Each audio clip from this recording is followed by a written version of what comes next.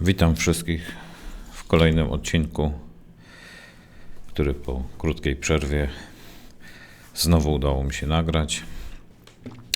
Dzisiaj chciałem zaprezentować coś nowego, już widzicie na tej naszej platformie. Coś, co dla mnie może być takim już znowu dużym krokiem naprzód. To może pokażę Wam, jak wygląda już pracowanie trochę na tej chmurze, prezentacja. Zobaczmy, tutaj akurat mamy dwie chmury. To jest chmura z drona i chmura ze skanera. Widzicie, teraz wyłączyłem chmurę ze skanera. Mogę ją załączyć z powrotem. Tu teraz jest sam skaner. Tu akurat nie mam panoram teraz na tym testowym serwerze, czyli panoramy, że możemy wchodzić w tryb zdjęciowy, ale dzisiaj nie to chciałem pokazać. Powiem tak, dostałem zadanie, aby zeskanować elewację, ponieważ ma tu być projektowana elewacja z betonu architektonicznego. No i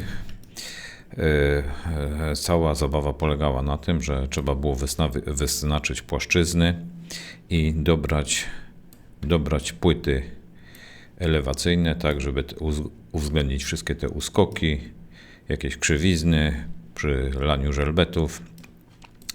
No i tak, przejdę może teraz tutaj do Revita.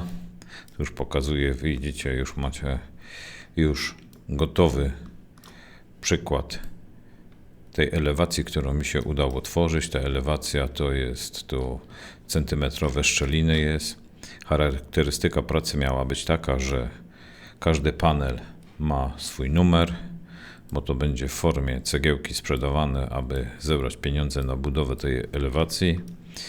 No i trochę dobrze, że znam Revita, więc ścianą kurtynową to wszystko poobrysowywałem, podzieliłem zgodnie z wytycznymi.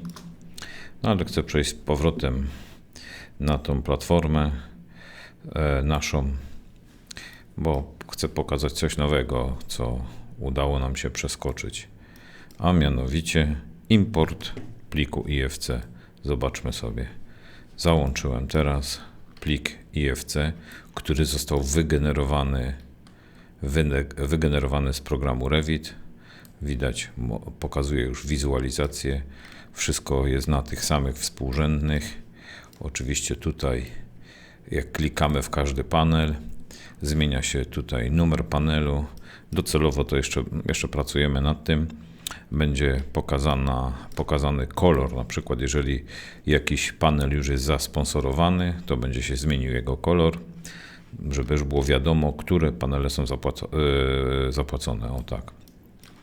No także tu ja już widzę pole do popisu dla mnie przy instalacjach, czyli skanujemy obiekt, po czym rysujemy jakieś dodatkowe instalacje i już kolejny próg przeskoczony, że możemy na naszym serwerze ładować pliki IFC, co pewnie na budowie porównanie z chmurą do zaprojektowanych rzeczy w modelu jest dużym przeskokiem. Mi się to bardzo podoba, nakręca mnie to wręcz na działanie dalej. Także nie kończymy. Mam jeszcze wiele różnych pomysłów tu na działanie tej platformy. Dzisiaj tak króciutko pokazuję, co nowego pokazało się na platformie.